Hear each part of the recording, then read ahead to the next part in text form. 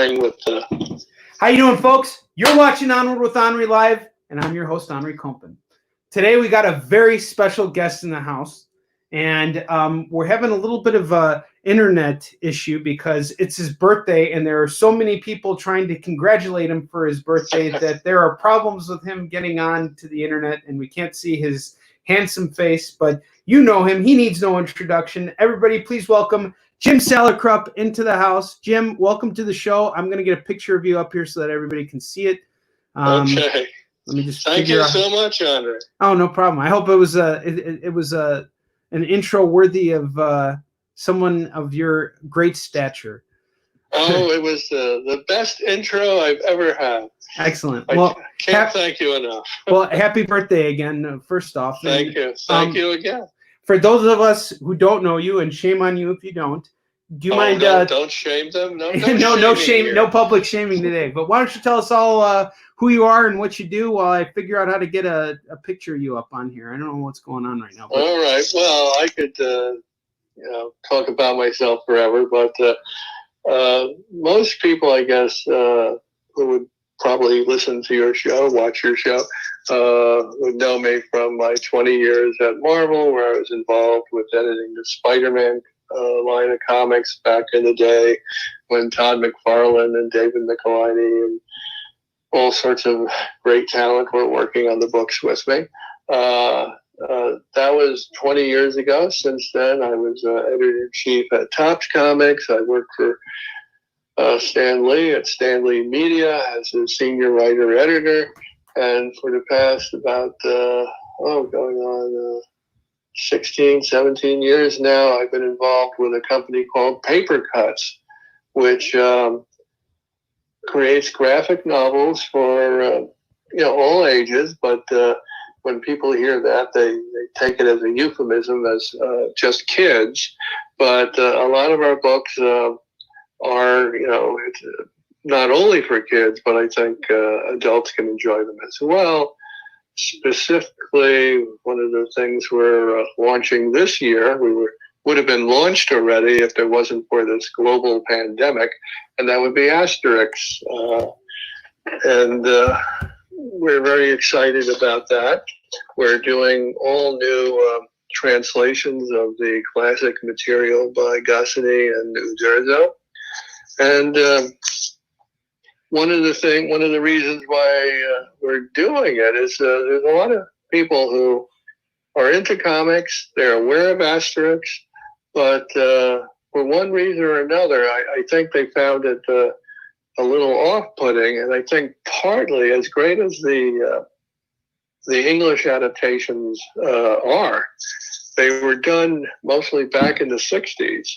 And so it has a sensibility of, it's really aimed at, people, Europeans, people in the UK, and, things as simple as when they would have Latin phrases, they wouldn't bother translating them because, if you, part of the educational system, went through the schools there, learning Latin was required. And here in the good old USA, not too many people, particularly, kids are up on their Latin anymore. So, we're just doing something as simple as, in that case, adding footnotes. So those phrases are translated. The footnotes are added, I hope, unobtrusively at the bottom of the page. And, it just helps to make it all a little bit more accessible. A lot of the pun names, a lot of the references, and a lot of things are perfectly fine the way they were, but some things were actually changed from the original scripts, and made, to cater to the British audience, of the time. And so in some cases when we deal with that, we have a choice of either going back to the original, meaning that was in the, the author's original script, or we might just try to come up with a modern equivalent, that works for today's audience. And, so when people hear, particularly if they're an asterisk purist, that we're translating or Americanizing asterisks, I think they fear the worst. But our only goal is to take this great material that we're fortunate enough to be publishing here and make it as accessible as possible to an American and North American audience, so they can enjoy it.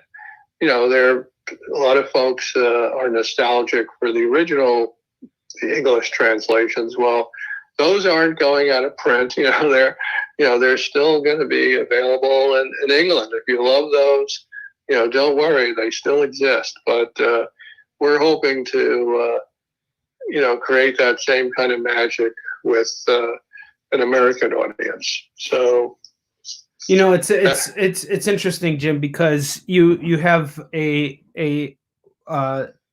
long career of working in this field. I mean, you've been working in comics since you were 15, editing, writing stuff. Just you've had your hand in comics, and I think that over the years, I don't even think it's been proven time and again that you have a knack for knowing a good thing when you see it. You ushered in. That's like when I see the comic that you're. I appreciate that, and for those of you, I agree. That's a good thing. Everyone who's listening should, if they're not already getting your comic, and you could tell them how they could do just that. Well, they hear enough. They hear enough of me doing really that. They hear me doing that enough. But the one thing that never enough.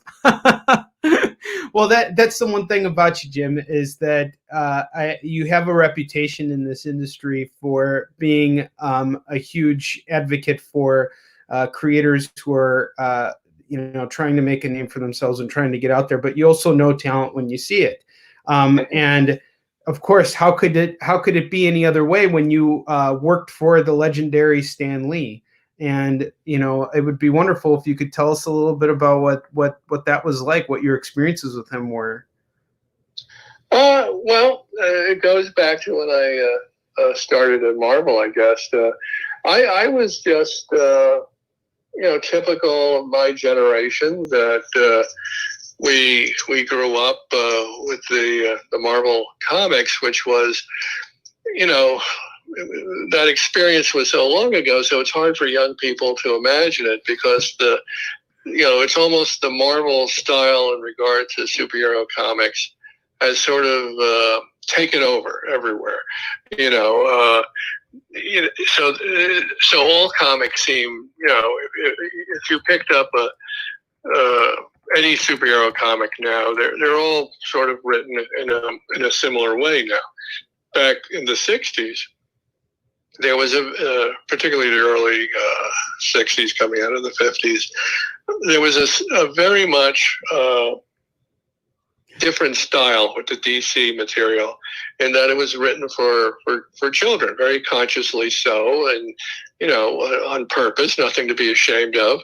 As a publisher of paper cuts, we recognize how important it is to do comics for children, and they were great comics. I particularly loved the Tales of the Bizarros and the Superman comics. There was a lot of fun stuff. The Marvel stuff, by contrast, seemed like, what the heck is this? It had quite an impact because it was just so different in every way. Everyone's heard, the stories about, Marvel, doing characters that were less than perfect and having more humor and then, more sophisticated storylines. They were still, great entertainment for kids, but I think, Stan's personality pervaded everything, the letter columns, the bullpen pages, the advertising, fan clubs. So it was like, in a positive sense, joining a cult, of, the Marvel world. You're a big fan club, and you were part of something that really felt great. So I was coming from, even though I loved all comics, and I guess I especially loved the Marvel ones, but I loved everything that was being published back then. And what happened was, my goal was, boy, if I could work in comics, that would be the best thing ever. It really was my dream. I was growing up in the projects in the Bronx, and my two dreams were to live in Manhattan and to work for Marvel Comics. So, I'll give you the, it's maybe already too late, the slightly shorter version is it was like winning the lottery. I simply sent in a postcard to Marvel and said, I'll be your slave. That's how willing I was to just be a part of that world. And I was, I was lucky then. I'm lucky to this day.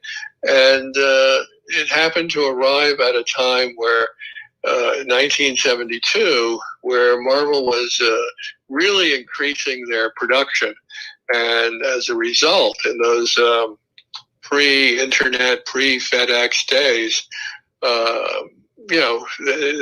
they were, deadlines were a big problem.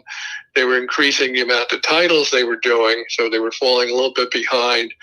And in order to save time, because each and every one of the comics they were publishing at that point had to be approved by the Comics Code Authority in New York, and then from there sent on to the major comic book printer back then in Sparta, Illinois.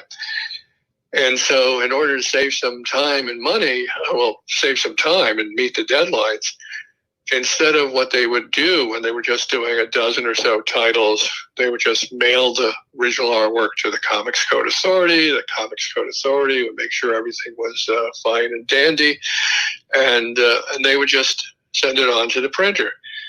Well, they figured, they could save some time if instead of going through the regular mail or special delivery or whatever, they thought was the fastest way at that point. If they could just hire a messenger, it could get to the Comics Code the same day. And I believe it was Saul Brodsky, who had returned to Marvel after his own unsuccessful attempt at starting a comics publishing empire.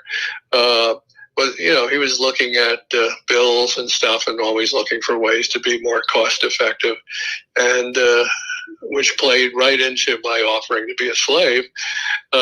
Instead of paying all those, messenger bills, which were adding up, they were probably sending a few bucks a day to the Comics Code. It made sense. Why don't we just hire a full-time messenger? And Roy Thomas, who was the editor-in-chief at the time, he whenever he hired anyone, he felt if they knew a little bit about comics, that could help them, because they were so understaffed and had so much work to do. Instead of just a messenger who would be sitting in the reception area smoking cigars waiting for his next package to deliver, they could have someone who could, erase this page, paste the page numbers on, et cetera, et cetera. So that's how I got in. And this is my long-winded answer to what was it like working with Stan Lee? So to go from one day just being, a comics fan who loves Marvel, loves comics, and is hoping, maybe if I go to the High School of Art and Design, I might be able one day to work for Marvel, who just as a lark, sent in this postcard offering to be a slave, gets a response, says, come on down. They hire me to more or less be this messenger. I'm getting a salary. I'm working during the summer.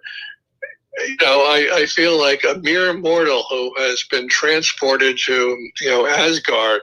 And there's Odin himself and Thor and Balder and the Warriors 3, et cetera, et cetera. And I'm just, struck dumb.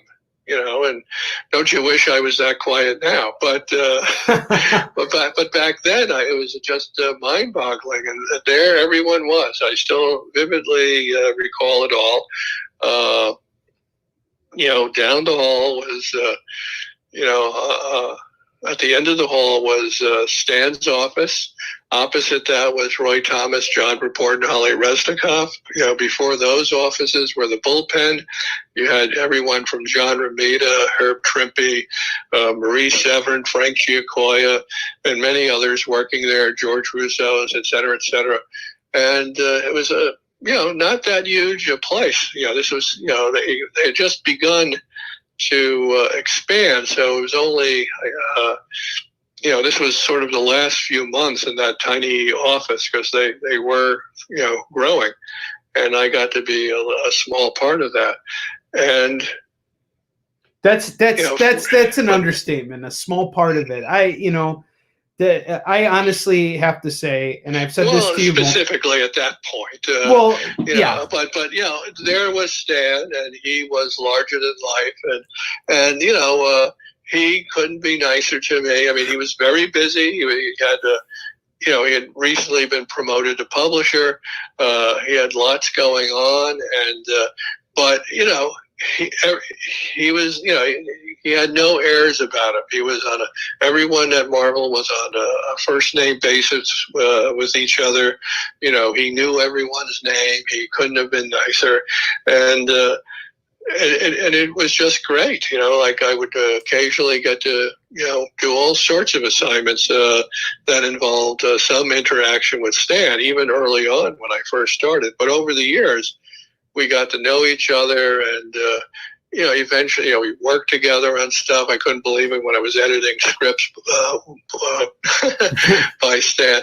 And after 20 years, I mean, we had become friends. But I reached a point where it was time for me to leave Marvel, and I thought, well, I guess my regrets is I'll be leaving behind all these great people I admired, loved working with. So I never imagined I'd be working for him again at Stan Lee Media.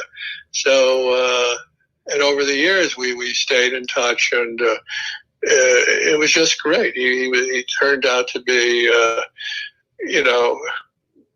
everything I hoped he'd be and more. He was a great mentor, full of excellent advice. To this day, he's still an incredible inspiration to me. So it was, literally a dream come true. So I think you get the idea of how I felt being around Stan.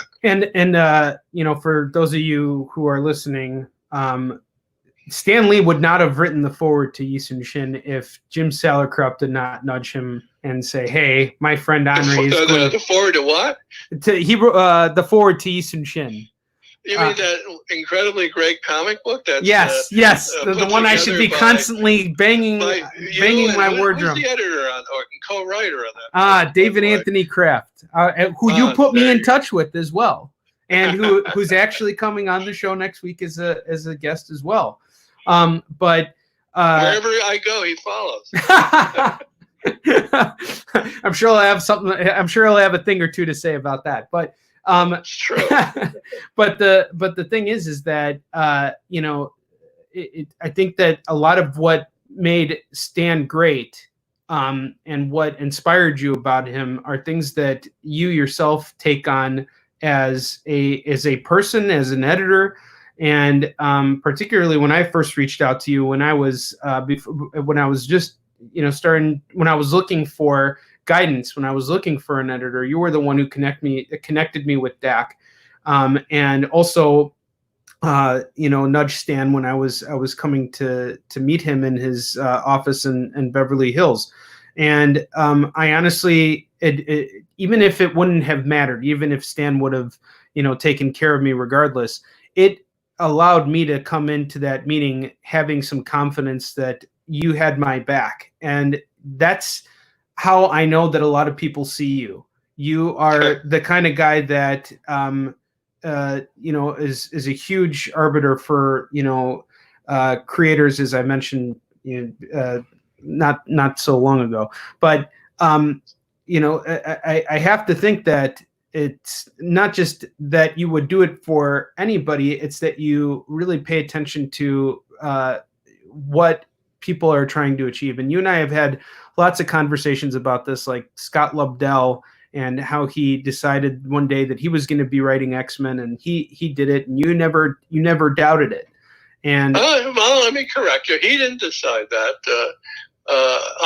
He was just eager to write anything he could at Marvel, and he was very persistent. And I recognized, someone who, he reminded me of Chris Claremont before he got the X-Men. So it was one of these things where, some of the editors were saying, "Oh, that Scott Lobdell guy, he's always coming around looking for work. What a pest."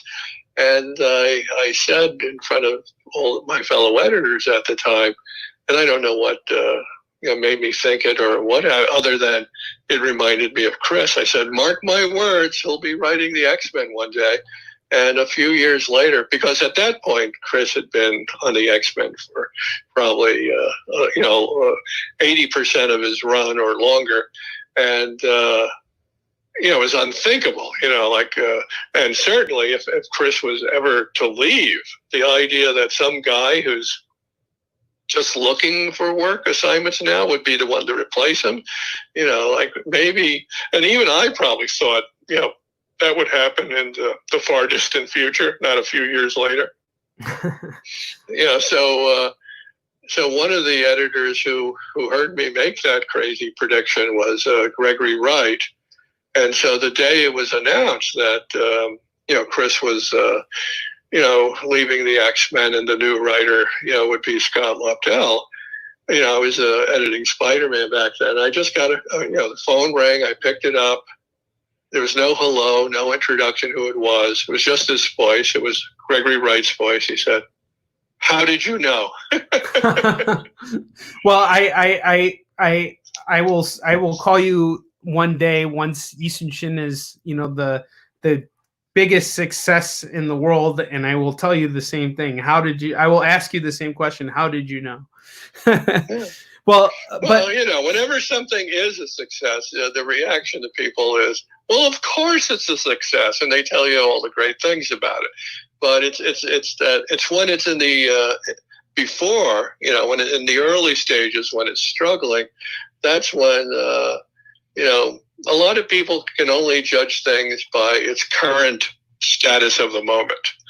But I think we've all been around, well, at least my generation has been around, where we've seen comics go from this, something that was, considered, stupid kid stuff, to where now it's dominating, all media. Yeah. You can't turn on a TV or go to the movies. Well, you can't go to the movies right now, but if you were. But when you could go to the movies, a lot of them would be superhero movies, for better or worse, and it applies to so many other areas as well. I remember the days where people thought, this Star Trek, it didn't succeed originally, which is probably not even true in and of itself, but they said, "Oh, it was just too intellectual," the original Star Trek show. And, that's not something that could ever be commercial and be loved by a wide audience. And now I'll turn on the television. There's 7 different networks where, the entire primetime lineup on these cable stations and what have you is just different Star Trek shows, and it's like heading up the whole CBS streaming service, et cetera, et cetera. So I've seen so many things, including the X-Men itself. I was an assistant editor on the X-Men, as it was, that was another title at Marvel that in the 60s, wasn't a big success. It was there, but it was never as successful as Fantastic Four or Spider-Man or anything like that. And even in the late 60s, it had they even stopped. They kept publishing it, but then it converted to a reprint series. They it wasn't even worth doing new stories anymore, unfortunately. And so to see something like that, the bottom of the barrel, something they could have considered, one of the flops of the Marvel revival, and then to see it, dominate and become one of the top titles for a long time, is just proof, that it's just a matter of something's good, which your comic certainly is. I think David Anthony Kraft would agree with me on that point. And it's just a matter of getting enough people to become aware of it. And, and then it just spreads and it builds. And then it just it grows to the point where no one even questions it. They go, of course, this is successful. Look how great it is. How could it not be successful? Well, people forget all the struggling and effort and hard work, someone like yourself and Dave and your artists and letters and everyone else had to go through to get to that point. And you've seen that, particularly with Todd McFarlane. I've seen it in so many ways and so many different examples.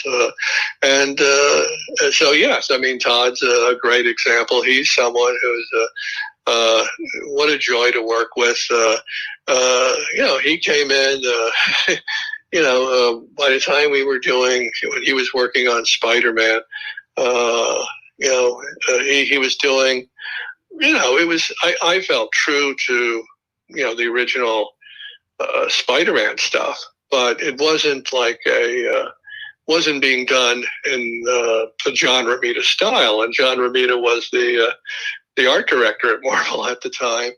And, we were good. We're still good friends. And I have nothing but respect for him. I got to work with him directly when I was writing Spidey Super Stories. He was very involved with that title, and he was very invested in Spider-Man for many, many years. But,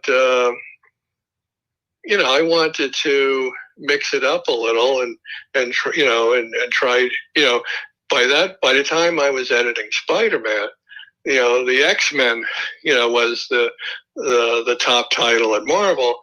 And being somewhat competitive myself, I wanted Spider-Man to, be whichever title I would have been editing, I would have wanted that to be, the most successful title at Marvel. And I was fortunate enough that, Todd McFarlane was available and quite a few other people that we got to work with. And especially Todd, when I remember having a conversation with him, for people who are, familiar with him as he is today, they see a very confident, brash guy. And, he conquered comics. He became a star at Marvel, headed up Image Comics, started a toy company, and now he's, a movie producer, taking on Hollywood, and gonna, put together, a Spawn movie, which he'll probably write and direct and, do everything himself. It sounds like, but and I have every, nothing but faith that he'll be able to do it, and I think a lot of it is he has a clear vision. He's ambitious, but when I had this early conversation with him when we started working together, people wouldn't have recognized that Todd. He was, he had a lot of thoughts. He was very smart, but I had to convince him that we could make Spider-Man more successful than the X-Men, because he was coming off looking at, year after year, well, X-Men, in the comic book world back then defined what the top selling title should be. And he figured, well, Spider-Man's not like X-Men, so it doesn't have a chance of, overtaking it. And I said, I have a plan, and you're a big part of it. And I thought, and it was inspired. It was like just trying to replicate the same things that had made Marvel successful in the first place. What made Chris and his artists successful on the X-Men. It was, establishing regular teams and producing good material on a regular basis so people, could know what's happening, et cetera, et cetera. There's a lot more to it than all that. But I figured it might take us, it didn't happen overnight with X-Men. So I was thinking maybe 7 years would take us to really, become a big success. And we did it in 3 years. It was very exciting and a lot of fun. Switching gears now, or I guess I should say moving to the next step, pushing the fast forward button to where you are now. You took Spider-Man, you turned it into a top-selling book at Marvel. Now you well, it's not like Spider-Man was ever a big loser. It's like but it was selling. It was selling more than it did. Increase it, make it even more successful than it already was. Yeah, and on top of that, you also got your own. You got Todd on his own Spider-Man book, which you edited too, and it is still a very celebrated, arc for Spider-Man, the Torment line. And now, pushing the fast forward button to where you are now, doing what you're doing at Paper Cuts, you're continuing, the hard work that you've been doing, but now you're doing it under your own banner. And one of the books you had mentioned when you first came on the show that you target all ages, but there's an emphasis on kids stuff, but we don't really. One of the books that I enjoyed that you put out, and one that I would like to share a little bit about and have you talk about right now, is the Joe Shuster story, which I think is a really, really fantastic look at the life of one of the co-creators of Superman, the artist. And not only is this a beautifully composed book, but it is also a book that has so much insight to offer. There's a lot of research done into it. Do you mind telling us a little bit about how you put it together? I'm gonna while I put up an image of the cover, and then I got some interior art as well here to show our viewers. Well, I'd be it wouldn't be very accurate for me to say I put it together. I did edit it, but all the heavy lifting, the creators of this book, Julian Village and Thomas Campy, two incredibly talented people. I'm really happy you enjoyed the book, and it's something we're very proud of. But I think what happens is, sometimes in reaching audiences, it's a little tricky. Saying that it's the Joe Shuster story is totally accurate, but you read the book, and it very much has the whole Superman story. I mean, Jerry Siegel is not left out at this, not left out at all. But the perspective of the story is from Joe's point of view. So you get the whole rise and fall of their involvement with creating and sort of losing the rights to Superman. And it's a lesson. It's a lesson for all anybody who is interested in the history of Superman, but it's also a lesson to anybody getting into comics too. That's what I personally took from it, was that you need to have your vested interests protected at all times, to the best of your ability.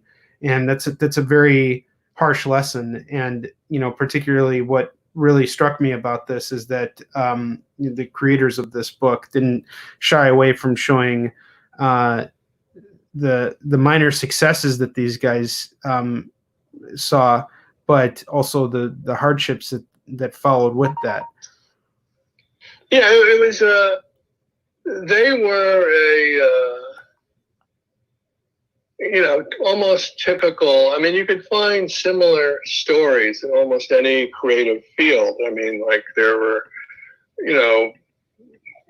pioneers of rock and roll or all sorts of great music in the early days of various industries, there's always sort of been an ongoing conflict between the creative side and the business side.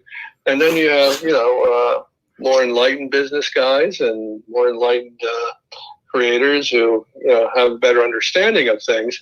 But in many ways, the story of Jerry Siegel and Joe Shuster is that they were these, people not unlike myself or you, who absolutely, they grew up loving the pulps and science fiction and fantasy stories, adventure stories, adventure movies, et cetera, et cetera. And they had a very simple all-American dream idea of, well, if we create, a great character that becomes a big sensation, well, that's it. We did it. We're going to be rich. Well, we got it made. We're set for life.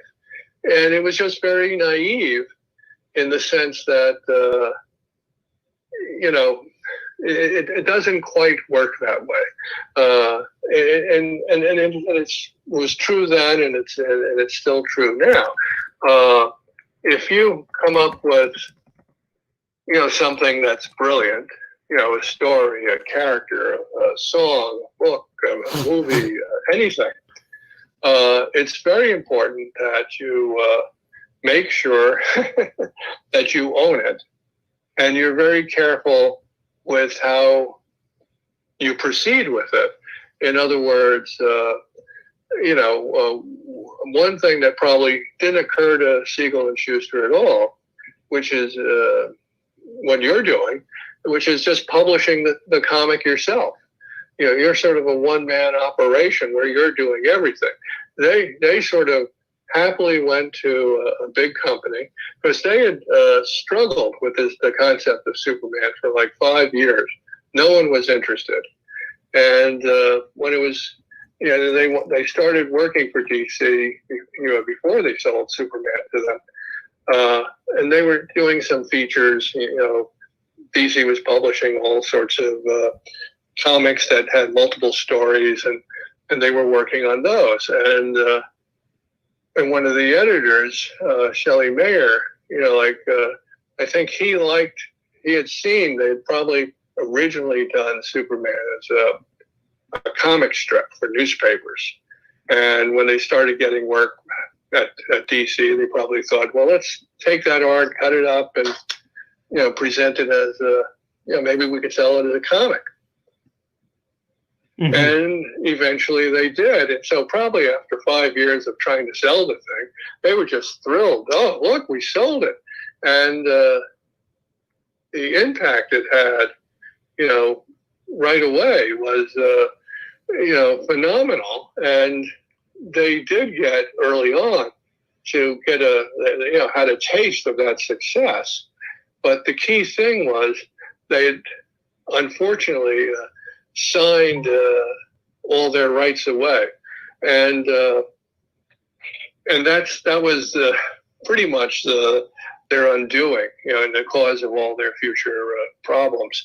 There was you and I have talked before, and Dave Kraft and I, and probably when it goes back to one of the first titles I edited at Marvel was Marvel Premiere, and I featured a story with Alice Cooper in it. And I was just watching something the other night where Alice had an incredible manager named Shep Gordon. Yes, and who I'm a huge fan of. When he took on, the Alice Cooper band, it was almost like, it was almost a front. He was what you could euphemistically call a pharmaceutical salesman back then. And people were telling him, hey, you're so high profile and you're making so much money, people are going to notice. You should have a cover story, like maybe, be a rock manager, And okay, and he figured, this Alice Cooper band, they're so awful, I won't have to do much, But eventually they were, getting some success, and one of the first meetings with a record company, with it may have been Warner Brothers. They were offered. I mean, this is at a point where Alice and his band, or the band, were living on nothing. You know, if the five of them had $20 per week to share, that was great. You know, that was a good week. So to get a record deal was going to be a big deal. And what happened was they were offered, the record company offered them $30,000. Shep told Alice and the band members, they offered us $30,000. You know, like, and Alice back then, oh, that's it. We're set for life. We could retire. 30,000. It was like so huge to them back then. They couldn't believe it. And then Shep said, but I turned it down, and I took 3,000. And the band was sort of a little in shock. And what it was is, for that 30,000, the record company wanted everything. You know, the publishing, all rights to everything. You know, like, that's one of those points when you have, you know, when you're negotiating, you're the one with the money, and you know you're dealing with people who are broke and are just going to be thrilled to, you know, get a record deal, or, you know, get any money whatsoever. You know, the fact that Alice and the band, you know, believed so much in Shep, and that it ultimately it paid out. It played out perfectly for them, because you know those guys are still collecting royalties. Sure. Off of work they did, you know, 30 years ago, et cetera, et cetera, et cetera. And Alice still is, you know, just keeps doing, you know, this. He doesn't have to work because he needs the money. He's doing it because this is what he loves. You know, like, you know, he had such a great partnership with Shep, where he would handle all the business side of things, and that kept Alice and the other members of the band 100% focused on just being creative, you know, figuring out how to be, you know, the best band they could possibly be, create the best work they could possibly be. You know, what Siegel and Schuster needed was a Shep Gordon. I would agree with that 100%. And you know, but you know, this book definitely illustrates why that's so, you know, and it's very poignant, and you know, it's very clear that, you know, they did not get what they were due. But what I liked about, well, it's one of these things. I agree with you, but like you get some, you know, there's some hard-nosed people that, you know, I mean, technically, you know, the publishing company, just like the record, they didn't do anything illegal. If someone offers you a deal and you agree to it, yeah, then well, it's not like you're getting that. You know, like, yeah. But they were young, they were naive, and they more or less signed away this. I don't think anyone could argue $1 billion property, yeah. Or you know, like what, $120 something. Well, you know, what's your take on it from the Marvel standpoint? Because Stan never truly owned the characters that he created, along with Jack Kirby. Right. And Steve Ditko. All of that belonged to Marvel. However, Stan was in a position, because of his public persona, to put himself in a position, and because it not just his public persona, but because of how he, I guess you could say, his involvement, his essential contribution to these characters immortalized him. Whereas with Superman, it seemed like the publisher realized early on, well, we could have anybody, you know, work on these characters and do stuff like this. But Stan had played such an integral part, but even he didn't get what, it could be argued that he didn't get what he was owed, and so to speak. What do you think about that? It really, I don't think Stan was hurting. So sure, we're in a world now where you got this 1% of our population with such a large share of all the money that sometimes you wonder, like, how can these people even spend what they already have in their lifetime? It's virtually impossible. But so people always certain times always want to have more money, et cetera, et cetera. I think like the whole ownership thing is something that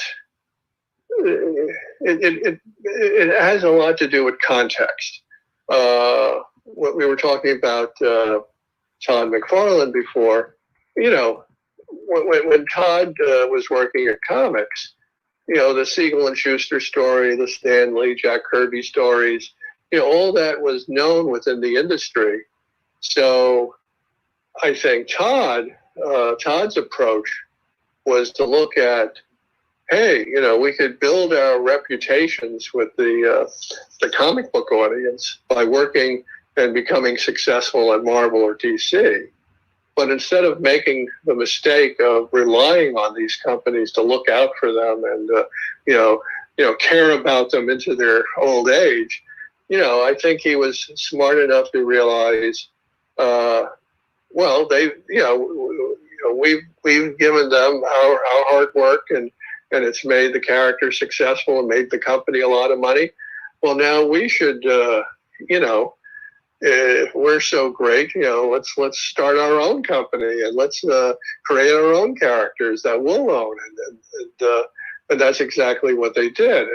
And there were a few cases of folks who did that, in one way or another. I mean, other people at DC, specifically Bob Kane and the creators of Wonder Woman as well, had, more favorable deals than Siegel and Schuster had. In Bob Kane's case, a lot of it was, a result of the fact that his dad was a lawyer. And he was, raised and, like, don't you ever sign a deal without showing it to a lawyer, which is what exactly what Siegel and Schuster did. They were just so thrilled.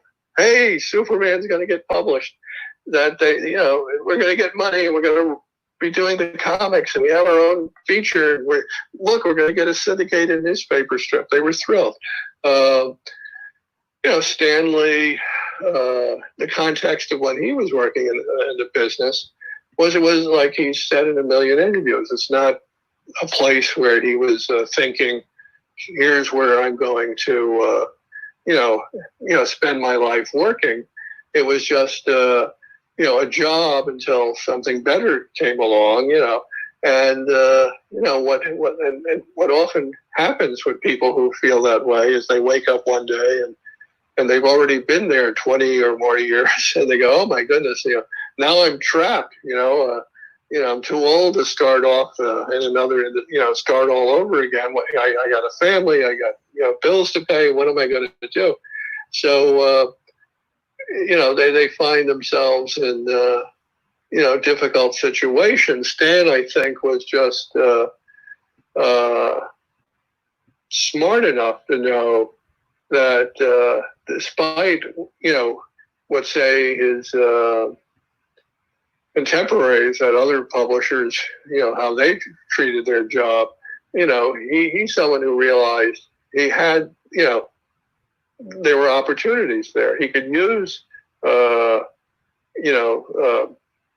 being the editor and top writer at Marvel to promote himself as well as the company, and et cetera, et cetera. And she was obviously very successful at doing so. It all kind of worked out pretty good for him in the end, I'd say. Absolutely. And now what you're doing with Paper Cuts is you're bringing new projects into the spotlight, and you're helping creators. You're putting out books in mass distribution through all these different channels and everything. What is the ultimate goal with Paper Cuts? What is the point where you can say I did what I set out to do with this company? Well, one could argue that's already happened, and I have to, Paper Cuts is not just me. It's Terry Nantier, who was born. His birthday was May 25th. Mine is the 29th. We were born the same year, so he's a few days older than me. But while I was fooling around at Marvel and trying to figure out how to do comic books, he was going to college and getting his MBA, and he also grew up both in New York and in France. And so he's very familiar with a different type of comic that I wasn't exposed to as much, comics publishing in Europe. Anyway, he wound up starting many years ago, over 40-something years ago, his own publishing company called NBM, which was basically, a combination of importing European comics, translating them for American. He's really a pioneer in getting, comics, graphic novels into bookstores, libraries, etc. Doing newspaper strip collections, doing original material. At some point, he was looking at the success of manga, probably about 17, 18 years ago, and thinking, maybe there's a way to do something, because it seemed like back then most of the comic books, the comics that are distributed through the comic book stores were aiming almost exclusively for a male audience, sort of like teen on up. Mm-hmm. And there wasn't a lot of stuff being created for children available in comic book stores anymore. And the manga stuff seemed to have a greater variety of subject matter, and comics for kids, comics for girls, comics for adults, et cetera, et cetera. And he thought, well, if you're going to launch a new company, maybe you have a better shot at trying to get a niche where you're not competing with the biggest companies, because there just simply wasn't that many kids comics being produced, or comics for girls. And that seemed like an opportunity, because that was a market for many, many years. And that seemed to, be slowly fading away. And with his knowledge of how to get books distributed in mainstream bookstores, through libraries, school libraries, school book fairs, et cetera, it seemed like an opportunity. NBM, his company was very much, dedicated to doing, graphic novels, sophisticated comics for an adult audience. So he was doing that for years, and he conquered that.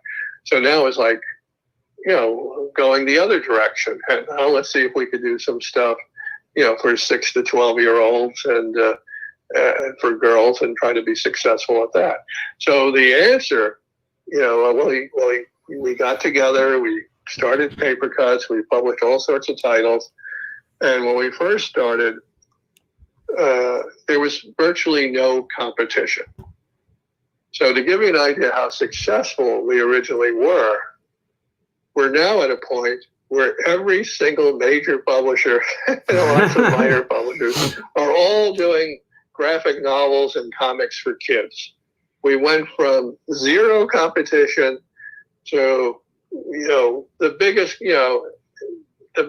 mainstream publishers, the comic book publishers, everyone is doing comics for kids. So it's a much more highly competitive market the winners are kids. They're getting tremendous amount of material offered to them, and as far as the numbers go, when I remember when we were first starting, and we'd go to these trade shows and read reports and how it's going. ICV2 does lots of market reports. And I remember like being happy when we saw, wow, look at this, kids comics is like becoming 10% of the market. Well, the past year or so, this may surprise some people, but there are now the market for kids stuff is bigger than the market for the other stuff now. There's the numbers are astronomical when you see stuff like Raina Tegelmeyer's graphic novels, or the Dogman graphic novels, where the sales are literally in the millions. It's and a lot of it is due to it's now it's the leading part of the market. So and a lot of that is due to the fact that you guys were the pioneers. I wouldn't say that, but it's tempting to want to take credit. But I think it was just something, all sorts of factors, and we happened to be there as well, and Scholastic plays a big role in this. There's a lot of,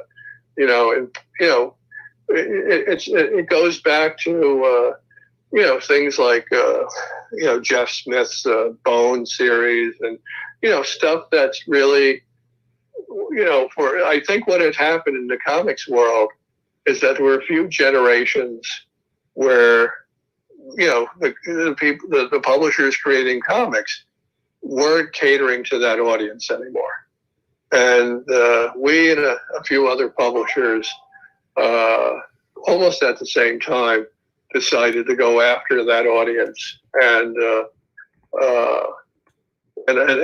there's like a lot of strong distribution that one could argue may even be stronger than what comics have, that made this possible, and it's not letting up. It's still going to be growing, and more people. But and I look at it as a win-win for everyone, really, in that, like myself and so many other comics fans, that you may start with reading comics that were designed to appeal to children, but then as you get older, you start, wait a minute, here's a graphic novel, a series about this Korean guy who took on the whole Chinese empire. Yeah, well, it's it's one of those things where it can. Well, what was the name of that book? Yeah, Yisun Shin. Say it slower so everyone can appreciate it. Yisun Shin. But we're actually coming to the end of the show, and I want to give you a chance to give us a final shout out on where we can find your fantastic books. Obviously, everywhere you turn your head, but if you could give us one last shout out. Well, the big thing was going to be, as I said at the beginning, Asterix. And we even had a Asterix free comic book day comic. And we had all these books, Asterix books, we were preparing. There were 2 omnibus editions. There was the release of the most recent Asterix graphic album, the free comic book day thing. And so we, it was a lot of material, and European comics tend to have, a lot more story content per page than American comics do. So it was a lot of work, just editing this, getting it approved, getting the translations done, et cetera, et cetera. And, our big launch was, it was supposed to be out by now, but, you know how plans go, Onrie. Yes. Things happen that maybe we can't, we don't anticipate, and So, all this will still be available, and I'm still optimistic about that. That's our biggest push, and that's something that I don't have to feel like I have to convince anyone. Asterix is on its own. It's already without incredible sales in the United States and North America. It is already one of the best-selling comics characters in the world. It's been around 60 years, and if you talk to anyone who grew up in Europe, they all know who Asterix and Obelix are. They love this material. The interesting aspect about it to me, which I hope will be appealing to American audiences as well, is that the contrast American comics publishing to European is that if you have a character like Spider-Man or Batman, I mean, every month there's another, am I exaggerating? 20 more comics or graphic novels with that character in it. Sure. Yeah. So in the 60 years Asterix has been around, there's been a total of about 38 graphic novels. There's a lot of material there, and but no, that's not much. That's nothing. There's and 1 year of Batman dwarfs that. Yeah. So, okay. I see what you're comparing it to. Yeah, so this is like it's like if you were to pick up an American comic, to try to catch up on it, it's like you can't. There's no I guess it's theoretically possible to goal to. I'm going to binge read every Batman comic ever published. That number's got to be. I think there's got to be a Guinness Book of World Records for that. Thousands of comics. Yeah. Whereas Asterix,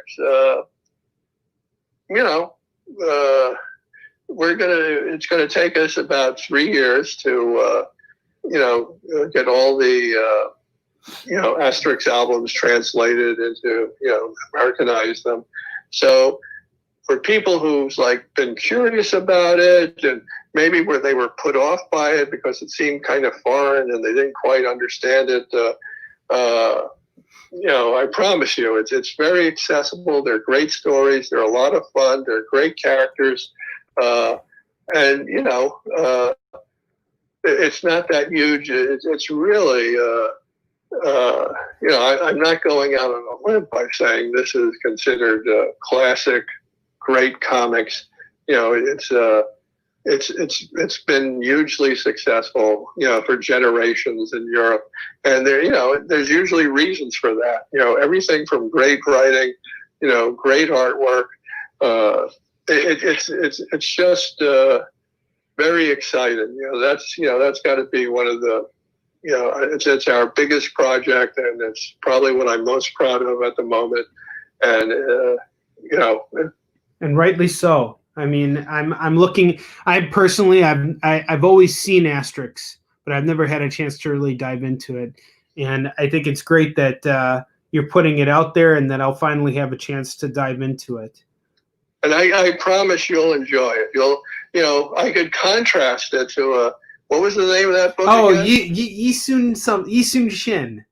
Well, listen, see if this sounds familiar. In Asterix, for people unfamiliar with the premises, this is back in the times when it's 50 BC.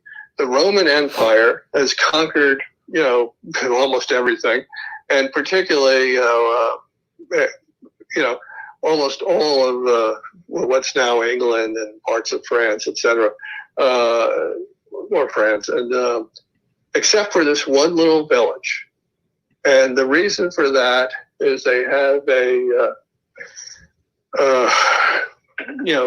druid who has come up with a formula that gives anyone who drinks it a potion, super strength, makes them sort of invulnerable. And so you have this little warrior, Asterix, and his big friend, Obelix, who, defend their little village, and they've kept they're vastly outnumbered by the entire Roman Empire. Does this begin to sound vaguely familiar to you? Oh, just a little bit, just a tiny bit. Only it's not quite as serious, or doesn't have all the naughty bits that Yisu and Shin has. But nonetheless, it is beautifully illustrated and presented, and I can't wait to get my hands on it, Jim. Yeah, and I wish you lots of funny stories and good writing, and it's worth it. There's a reason this has been successful for so long. Absolutely. And I wish you the very best of success with it and with everything you're doing with Paper Cuts. Thank you. Have a wonderful birthday, and thank you so much for being on the show today. Thank you, Onrie. It's Absolutely. my pleasure. And did I mention it's called Asterix? Yes, of course. Yes, Asterix. That's what it's called. Jim, go ahead. Finish up. No, that was it. Oh, that was it. Okay. Do me a favor. Just hang on real tight. I'm going to close up the show, and I just wanted to chat with you for a couple more minutes before we end everything. Sure. What a great episode. What a great guest. Jim is one of my closest friends in the comic book industry. He is one of my mentors, and I always love talking to him. And I'm so glad that you guys got a chance to get to know him a little bit better and what he's working on now. And I highly recommend you pick up Asterix. I'm going to be doing it, and so should you. So I'll see you guys next week. We got brand new episodes, brand new guests. We got a whole ton of stuff going on, and I will see you then. And until that time comes, onward to victory.